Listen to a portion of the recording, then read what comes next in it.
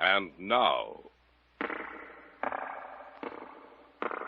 the Hall of Fantasy. Welcome to the Hall of Fantasy. Welcome to the series of radio dramas dedicated to the supernatural, the unusual, and the unknown. Come with me, my friends. We shall descend to the world of the unknown and forbidden, down to the depths where the veil of time is lifted, and the supernatural reigns as king. Come with me and listen to the tale of The Dance of the Devil Dolls.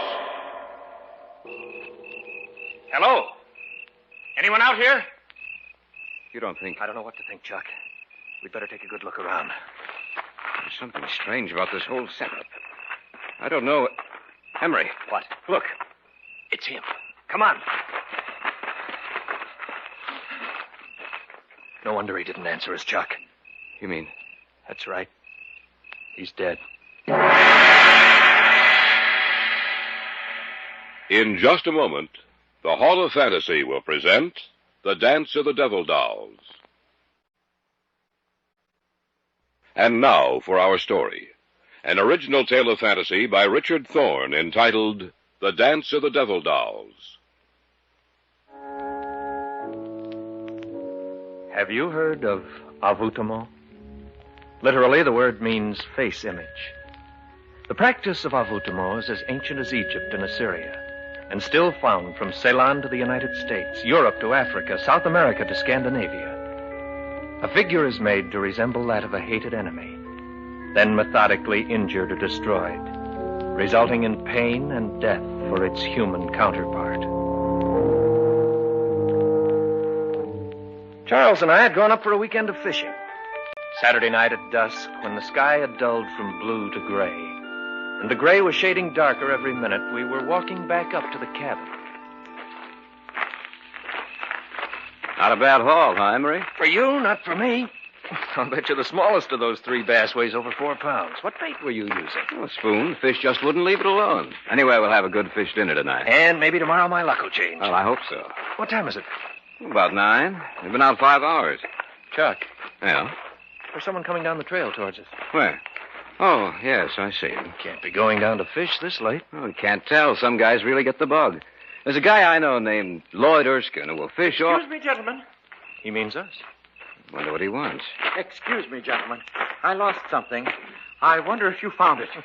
I don't know what you're looking for, mister, but we haven't found it, whatever it is. Perhaps you saw it lying on the ground. It was a doll. A doll? Yes, about 12 inches tall. It looked something like me. I'm sorry, we haven't seen it.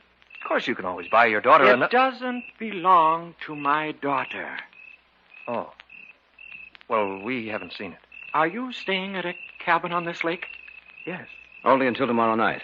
It's right at the head of the trail up there. You must have passed it as you started down. If by any chance you do come across it, I'll stop in before I leave this area, if you don't mind. Well, that's perfectly all right. Thank you, gentlemen. I must have the doll for the dance tonight, or the old woman will be angry. Well, what do you make of that? Search me. He talked so strangely.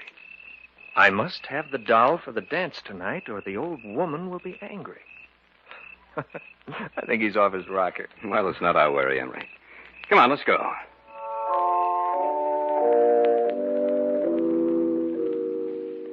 We went back up to our cabin, cleaned the fish, and had one of those fish dinners you talk about for years. It was about 11 o'clock, and we'd started to go to bed, intending to get up as early as possible the next morning when there was a knock on the door. I wonder who that is. I don't know, but we'll soon find out. Oh, it's you. Yes. May I come in? Of course. I see you found the doll. Yes. I wanted to let you know that I had. Well, thanks for telling us. Now I must take him to the dance.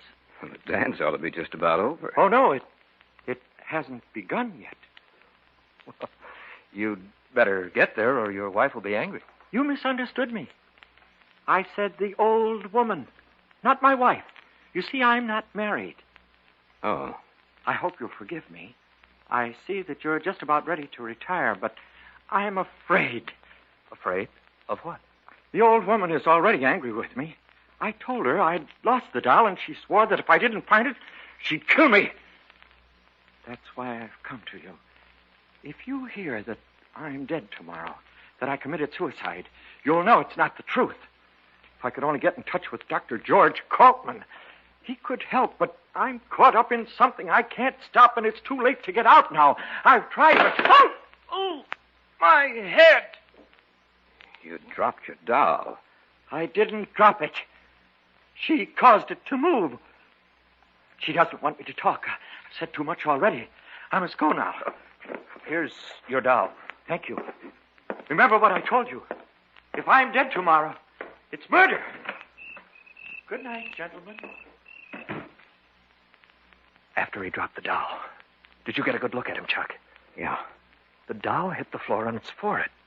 A few seconds later, there was a heavy bruise on the right side of his forehead. You know, he said if he was found dead tomorrow, that it would be murder.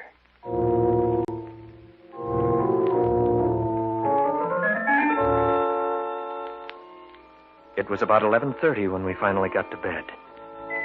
We'd opened the windows of the cabin. The sound of the alarm clock we brought with us mingled with that of the crickets outside. The old woman said you must die. I heard something. I didn't know what it was.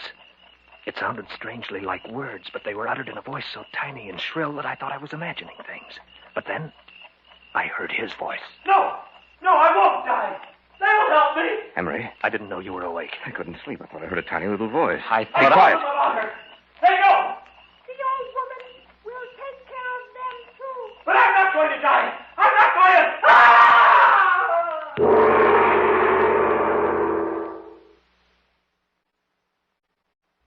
Back now to our story. An original tale of fantasy by Richard Thorne entitled The Dance of the Devil Dolls.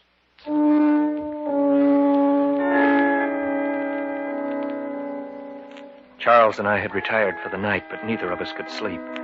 Suddenly, from outside, we heard the voice of the man we'd met earlier, and another voice, high and shrill, and somehow deadly.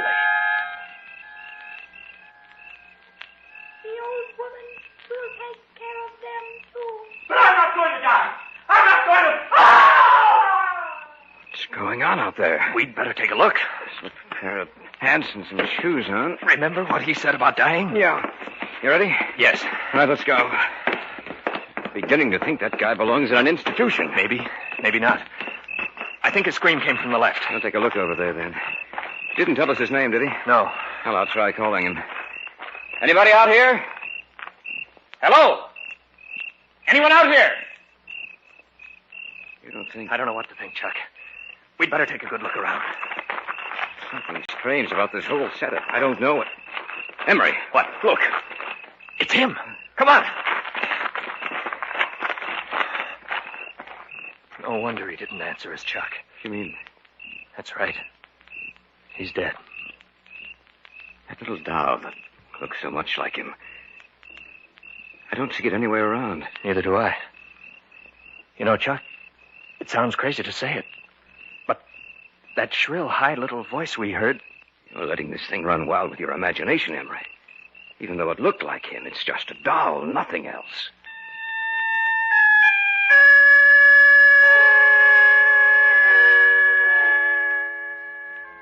It had to be my imagination, of that I was sure. But the mere thought of it, of the doll which so resembled the man with its shining face and beady little eyes, caused a strange sense of apprehension and fear to come across me. And I glanced out into the darkness and saw only the lumbering shadows of the trees and heard the rustle of their leaves as they brushed together.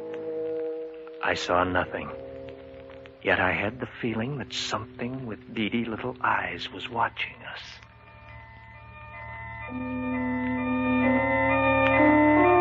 We notified the authorities. They came out, found no evidence of foul play, and diagnosed his death as being caused by heart failure. Our luck was exceptionally bad out on the lake Sunday, and we drove home that night, speaking but little, thinking only of what had happened the night before.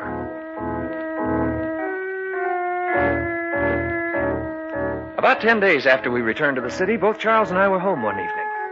We shared an apartment together, and that night neither of us had anything to do. We were playing gin rummy. One more hand like that and you'll be out, you lucky dog. It was pure skill, my friend, no luck involved. Cut? No, I trust you. It's a good thing Pamela stood you up tonight. She knew that you wanted a gin partner. Don't be humorous. Proposed to her yet? No, but I'm working on it. You know, you deal like a card shark. I have nothing but... Expecting anyone? No, you. Mm-mm. Well, I'll see who it is. Whoever it is, get rid of him. I got a good hand. Coming right up. Is this the residence of Mr. Emery Ryerson and Mr. Charles Hunter? Yes, it is, but... I have a package for you. Are you expecting a package, Emery? Just bills, no packages. It's for both of you. All right, I'll take it. Thank you. And good evening, sir. Oh, yes, good evening. It's an old woman. She had a package for us. Well, set it down on the table and open it, man. Don't look a gift horse in the mouth. So I'll open it.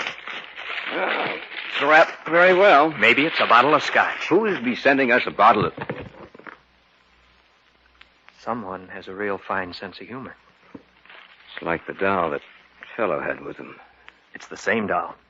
Notice that little nick out of its forehead? That happened when he dropped it on the floor. What are we going to do with it? I don't know. We can keep it, I suppose. Well, let's get back to the game. No, I'm not in the mood now. You know, Emery, I can't help but remember what he said. The man who died? Yes. He said I must have the doll for the dance tonight, or the old woman will be angry. Yes, that's right. What brought that back to your mind? The woman who delivered this package.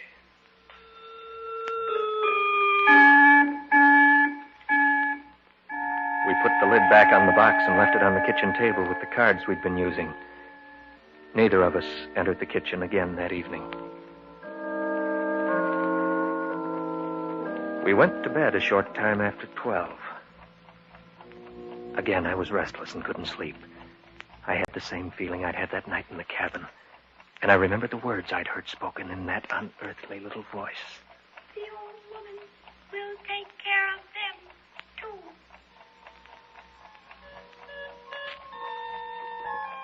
And I wondered if I'd only imagined those words, or whether they had actually been uttered by the creature in the box in the other room. It was then I heard it, like a thin, reedy piping. It sounded like music, a rhythmic, discordant melody I'd never heard before. And then I heard another sound. Emery? Yes? Am I going crazy? I hear it, too. I think we'd better see what it is. All right. I don't like this, Emery. It sounds I like... know what it sounds like. Emery. I can't believe my eyes. The box is open. And the little doll, Emery. It's moving. It's dancing on the table.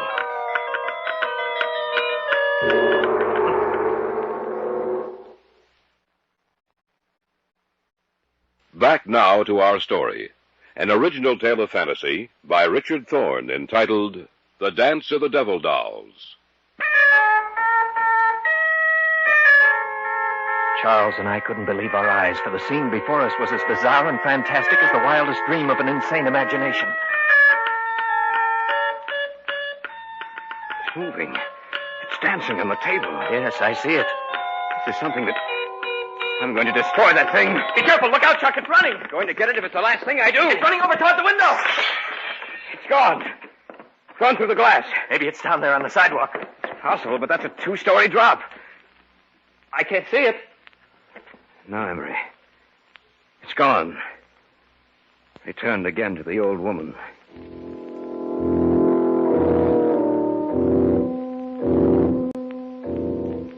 The man who had died had mentioned a name that night in the cabin. The name of Dr. George Kaltman. Now it came back into my mind.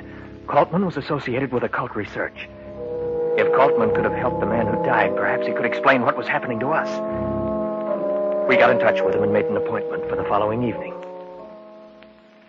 You have told me everything that has happened. Is that correct, gentlemen? Yes, everything. We'd like to know what it all means. Well, I shall explain it to you as best I can. Have either of you ever heard of envoûtement? No. Not that I recall. Well, envoûtement is the practice of making little dolls to resemble a hated enemy and then methodically injuring or destroying it, thus bringing about either pain or death, or both, in the doll's human counterpart. Dr. Colton, this doll we saw last night, it moved, it danced. I know. What you witnessed last night was the dance of the devil dolls. You say these dolls bring about pain or death, Dr. Coltman. Why should we be singled out? The man who died told you about the old woman. Is that not correct? Yes. Therefore, you must be destroyed. She feels that you are dangerous to her, that you know too much. Undoubtedly, the woman you saw last night, Mr. Hunter, was the manipulator, controller of the little figures. Since you saw her, she has probably made little figures of both of you.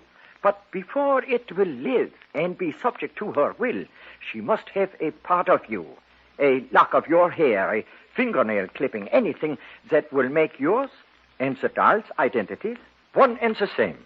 What should we do? Go back to your apartment. I shall return with you. She will send the little doll back to your apartment tonight. I'm sure of that. We must capture the doll, for it is the only thing that will lead us to her.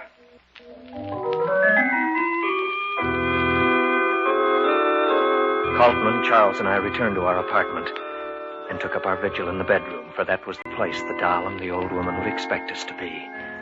We made dummies of the extra blankets and arranged the beds so it looked as if we were sleeping. You left the apartment door unlocked? Yes. But why? It only makes it easier for it to enter. That is what we must do. One way or the other, the doll would find means of entrance. If not tonight, then another. You have no idea what those little creatures are capable. Listen. It is coming. Be quiet. Wait until it is in here. Then close the bedroom door and put on the lights. We understand. Now, quiet. Now! Catch it quickly! There it is over there. This time it won't get away. Don't let it get near the window! I've got it! Quickly, put it in here! Ah, there. We have it. Now, what do we do? This doll will lead us to the doll woman. You mean now? Tonight? Yes, Mr. Ryerson. She will know that we have captured her little messenger if it does not return in a few hours, and she will be prepared to stop us. We must find her, destroy her if need be, before she has a chance to destroy you.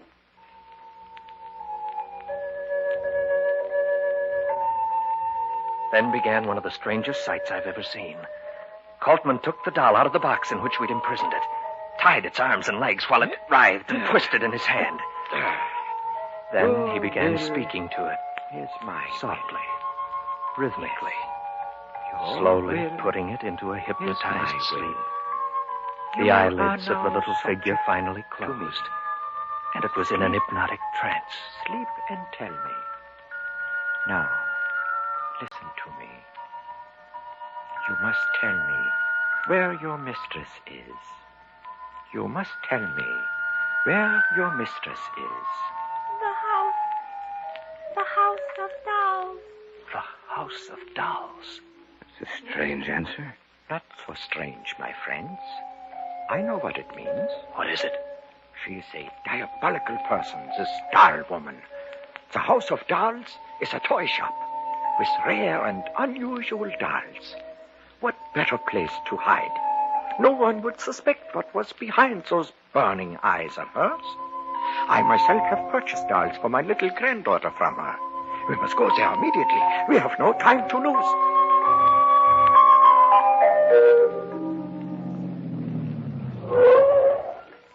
This is the place. Let's go. Right. It's past 2. There's no one on the streets. All the better. Try the door. It's open. Probably waiting in the rear of the shop. was a creature she sent out. Well, let's go in. As quietly as possible. We must catch her by surprise. All right. There's a light coming from beneath that door back there. That is where we must go. Listen. It is the dance of the devil dolls. The door's ajar. They're in there. I can see them. Yes, so do I. Be quiet. And soon, my children, you will be joined by 2 others. And then, no one can harm you. For when the new doll returns, he will bring with him what I need for the spell of the dancers. We must take her now. And they will join you in the dance of the Satan. devil doll. Now! What are you doing here? We've come to stop you. Look out, Bolton. She has a gun. So have I.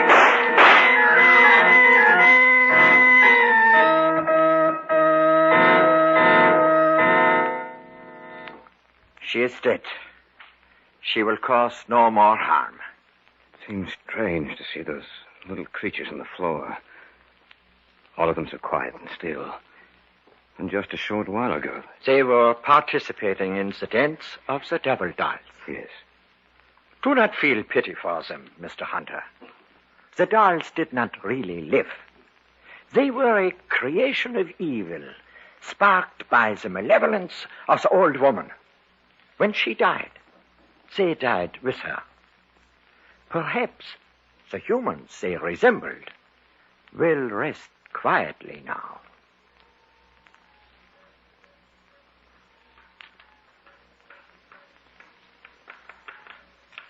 The secret of the devil doll is as old as man.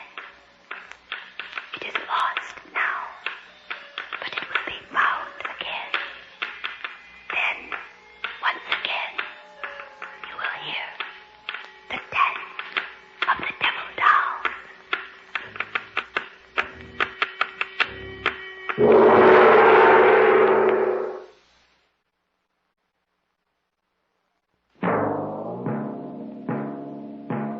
So runs tonight's tale of the unusual, the terrifying, the unknown. Join us again when next we journey down the corridors of the Hall of Fantasy to hear another strange tale of the supernatural.